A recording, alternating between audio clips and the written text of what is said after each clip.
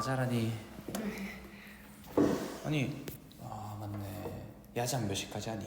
야자는 그냥 하는 건 11시까지 하고 심자 하면 1시까지 할 수 있어. 미쳤구만, 미쳤어. 그래도 응. 애들이 시간이 부족해서 기숙사 가서도 공부 열심히 하는구나. 그런 애들이 있구나. 너도 그래야지. 네. 저거 다 풀어와. 네. 자, 이번에는 이제 관성이란 개념인데, 관성은 도대체 무엇입니까? 라고 얘기했을 때 이거예요. 누가 와서 나한테 부딪히죠.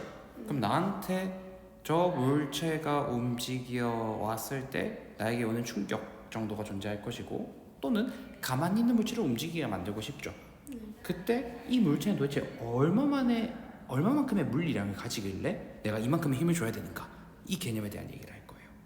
그래서 관성이라고 얘기를 하는 것은 물체의 현재 운동 상태를 뭐 하려고 해요? 유지하려는 상태.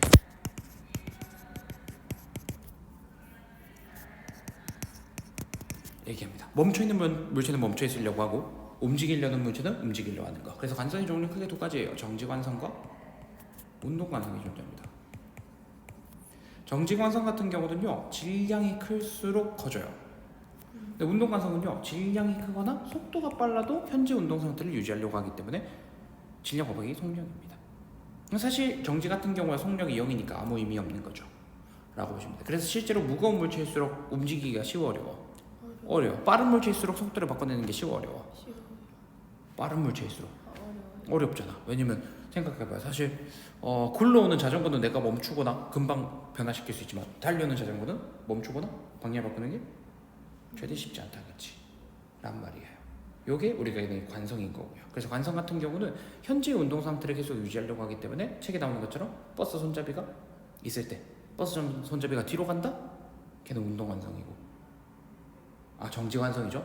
그리고 만약에 앞으로 간다? 그러면 운동 관성인 겁니다. 그래서 우리가 안전벨트를 매는 이유가 뭐예요? 앞으로 안 튕겨. 그렇지. 왜? 나의 운동은 앞으로 가던 거니까. 손잡이도 앞으로 튕겨져 나가면 운동 관성, 뒤로 가면 정지 관성이라고 얘기를 하시면 됩니다. 이걸 표현한 수치를 운동량이라고 하는 거야. 운동량은 질량 곱하기 뭐다? 속력입니다. 단위는 따로 없어요. 그냥 약자는 P에 스몰 P에 MV라고 얘기를 하시면 돼요. 단위 같은 경우에서 그냥 킬로그램에 미터 퍼 세크 곱하시면 됩니다. 이게 다예요. 그래서 예를 들어 이런 거예요. 물체가 있어요. 정지관성은 이제 더 이상 우리가 운동량 해석하지 못합니다. 운동량이 0이기 때문에. 대신에 이건 얘기할 수 있어요. 질량이 1kg이에요. 얘가 1m per sec로 움직이고 있었어요. 운동량 얼마? 1kg 미터 per sec. 그리고 이게 관성색입니다. 관성색이에요. 그러면 예를 들어 이런 거예요. 공이 가다가 벽에 부딪혀서 멈췄대요. 운동량 얼마 변했어요? 1kg이 1m per sec로 움직이다가 정지했대요. 1 변했죠. 네. 벽으로부터 운동량 얼마 변화 받은 거예요? 1 받은 거예요. 근데 만약에 이 벽이 아니라 앞에 공이 있었잖아요. 네. 그럼 이 공은 이제 앞으로 운동량을 얼마 가지게 되었을까? 1 가지게 된 겁니다. 얘가 가다가 멈췄잖아요. 근데 공이랑 부딪혀서 멈춘 거잖아요. 그럼 얘는 1kg 1m per sec라는 운동량을 가지게 된 거예요. 그럼 이게 무슨 말이냐? 원래 운동량이 이 친구가 1이 있었다 그죠? 근데 얘가 0이 됐다 그죠? 그러면 마이너스 1 됐죠? 그럼 얘는 플러스 1 됐다는 얘기예요. 그러면 얘가 얼마 줬어요? 1 줬죠? 이걸 충격량이라고 합니다. 한번 간단하게 다시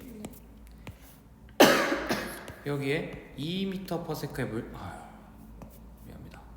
2kg의 물체가 있었어요. 얘가 2m per sec로 움직이고 있었대요. 근데 어떤 물체랑 부딪혔더니 얘가 물체의 속력이 1m per sec로 줄었답니다. 네. 그때 이 물체의 물체의 질량은 1kg이에요. 얘는 속력이 얼마일까?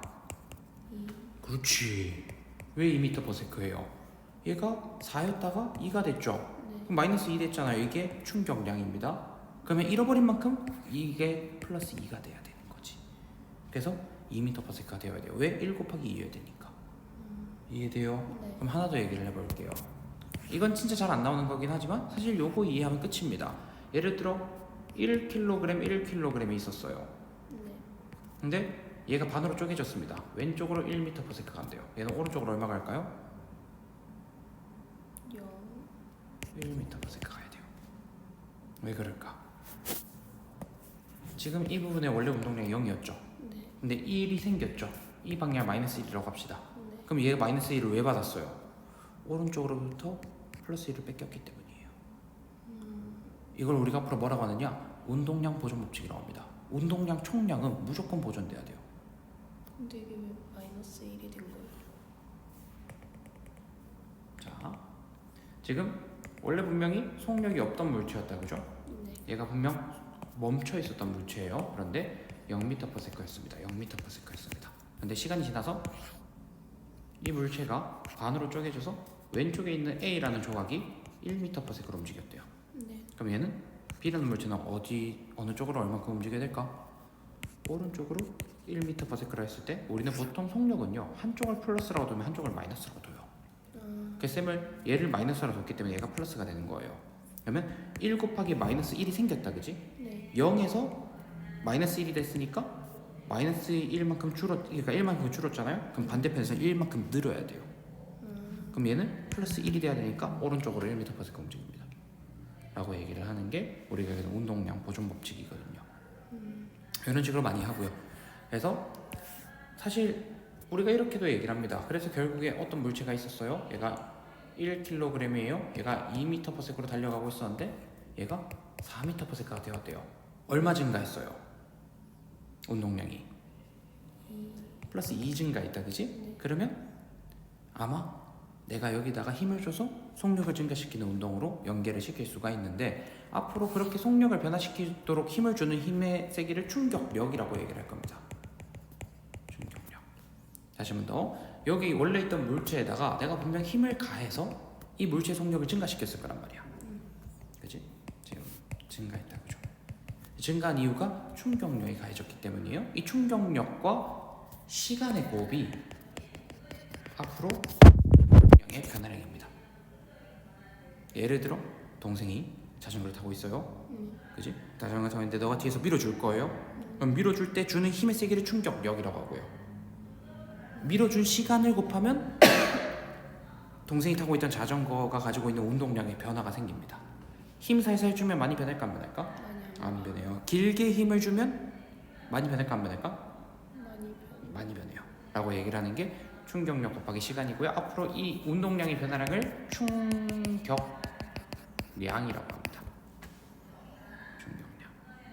실질적으로 이렇게 돼요. 결국에는 관성이란 개념이 있었다, 그죠? 관성을 나타낼 수 있는 수치를 운동량이라고 할 거고요. 운동량이 사실 변하잖아요. 이 운동량의 변화를 뭐라고 할 거예요? 충격량이라고 할 거고요. 이 충격량은 힘 곱하기 시간인데 이 힘을 앞으로 뭐라고 할 거예요? 충격력이라고 얘기를 하는 겁니다. 그래서 내가 힘을 얼마나 줘서 시간을 얼마나 주는가 라고 보시면 돼요. 실제로 그림으로 그리게 되었을 때 이 바닥에 공이 원래 정지해 있었는데 얘가 움직인다 치자. 움직입니다 라고 치면 내가 힘을 특정 시간 동안 줬기 때문에 가만히 있던 물체가 움직일 수 있었다 라고 얘기하면 돼. 알겠지? 그리고 그 힘의 크기는 뭐에도 비례해요? 질량 곱하기 가속도에도 비례하기 때문에 이 충격력은 얘랑도 같이 쓰여요 라고 보시면 되겠고요. 그래서 책에도 이제 나와 있는 내용들을 좀 보자면 운동량은 질량 곱하기 속도 mv입니다 라고 얘기를 하는 거고요. 운동량의 크기는 질량이 클수록 속도가 빠를수록 운동량이 크다 라는 얘기는 쉽게 얘기해서 관성이 클수록 크다 라는 거고요. 운동량의 방향, 속도의 방향과 똑같고요. 충격량은 물체가 받은 충격의 정도를 나타내는 양인데 물체가 F의 힘을 t 시간 동안 받을 때 충격량은 I라고 할 거고요. I는 F 곱하기 T다 라고 얘기를 할 겁니다. 충격량의 크기는 힘이 클수록 힘이 작용한 시간이 길수록 F 곱하기 T니까 비례하는 거고요. 힘의 방향 같습니다 라고 얘기했을 때 힘 시간 그래프가 나오면 면적이 충격량입니다 라고 얘기를 하면 돼. 그래서 잘 나오는 내용이 어떤 거냐 라고 얘기를 하면 방석에 떨어뜨리는 내용이 나오게 될 건데 그걸 다루기 위해서 차례대로 넘어갑시다. 자, 운동량과 충격량의 관계 같은 경우는 물체가 힘을 받으면 속도가 변하므로 운동량이 변하고요. 그래서 충격량은 운동량의 변화량이고 나중 운동량 빼기 처음 운동량이라고 보시면 되겠고요. 8페이지에 마저 내용 보면 운동량, 충격량의 관계는 처음 속도가 있었고 나중 속도가 있었다, 그죠? 힘을 이만큼 충격량을 주게 되면 나중 운동량이 됩니다. 처음 운동량에 충격량을 더하면 나중 운동량이 되기 때문에 충격량은 나중 운동량 빼기 처음 운동량이라고 해도 괜찮아요. 그래서 운동량의 변화량을 크게 하는 방법, 즉 FT를 크게 키우고 싶어요. 그러면 힘의 크기를 키우거나 충돌 시간을 길게 하면 충격량이 증가하겠죠. 그래서 대포의 포신을 길게 할수록 어떻게 되는 거예요? 포탄을 더 멀리 날릴 수 있어요. 왜? 대포의 포신이 길어지게 되면 짧을 때보다 힘 F를 줄 수 있는 크기는 똑같지만 뭐가 길어져요? 시간이 길어진다라고 얘기를 하는 거지. 그럴수록 내가 가해줄 수 있는 충격량이 커지고 F 곱하기 T가 커지면 이게 P가 커지는 거다, 그지? P가 커질 때 질량은 안 변하니까 속도 증가량이 커진다라고 얘기를 하는 거예요. 그러니까 빨리 날릴 수 있다. 그래서 스나이퍼 총도 어떻게 생겼어요?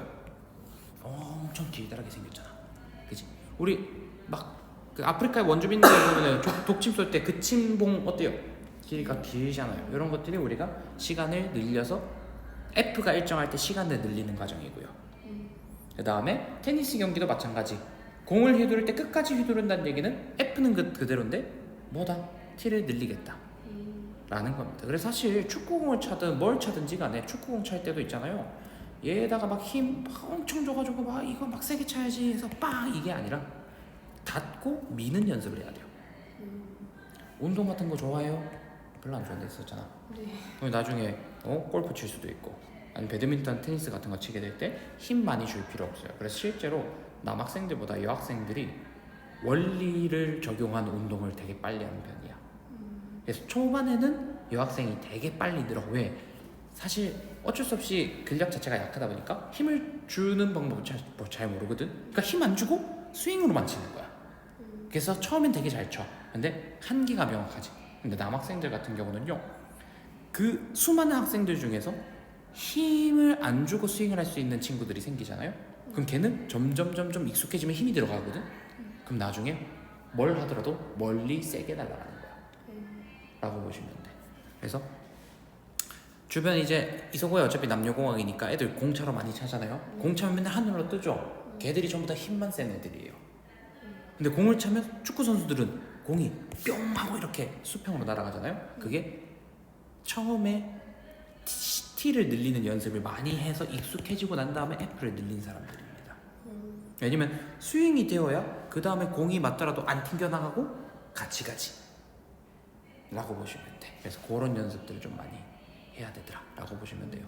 그래서 실제로도 이렇게 이제 다시 한 번 더 우리가 I를 키울 때 F는 일정한데 T를 늘리는 방법이 있었고요. 두 번째, I를 최대한 줄이고 싶어요.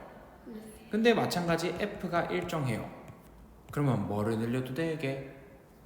아니, 미안합니다. 잘못 얘기했다. F를 줄이고 싶어요. I는 그대로인데. 충격량은 그대로인데 충격력을 낮추고 싶어요. 그럼 뭘 늘리면 되게? T를 늘리면 됩니다. 이게 대표적인 게 뭘까? 내가 쌤이 만약에 받아요 하면서 던져요. 내가 이렇게 던질 거야. 받을 때 어떻게 받을 거예요? 양손으로 손을 앞으로 팍 밀 겁니까? 당기면서 받을 겁니까? 당기면서 받을 거예요. 누가 야구공을 던졌어요. 공 받을 때 팍 앞으로 튕겨나갈 거예요? 뒤로 빼면서 받을 거예요? 뒤로 빼면서 받을 거예요. 배구공 토스를 할 거예요. 갖다 댈 겁니까? 밑으로 내렸다 올릴 겁니까? 내렸다 올리셔야 돼요. 자, 마지막으로 하나만 하겠습니다. 방석과 돌바닥이 있어요. 휴대폰을 떨어뜨릴 거예요. 어디 떨어뜨릴래요? 방석이요. 왜? T가 길고 T가 짧거든요. 근데 애초에 휴대폰을 떨어뜨린 높이는 같아요, 달라요? 같으니까 I는 똑같은 거야. 왜? 주어진 MV가 똑같이 나올 거거든. 똑같은 높이에서 떨어뜨리면. 근데 얘가 바닥에 도달하면 이 MV가 0이 되고 0이 되는 건 똑같잖아요, 그죠? 근데 얘는 F가 작아질 수 있습니다. 왜? T가 커지니까. 바닥에 떨어뜨리면요, T가 작아지는 만큼 F가 커져요. 근데 물체마다 전부 다 강도라고 얘기해서 버텨낼 수 있는 힘의 세기가 존재한단 말이야. 근데 그 충격력은 이렇게 T가 짧으면 넘기기가 쉽겠지? 깨지는 거야. 네, T가 왜 짧은가요? 이 친구요? 네.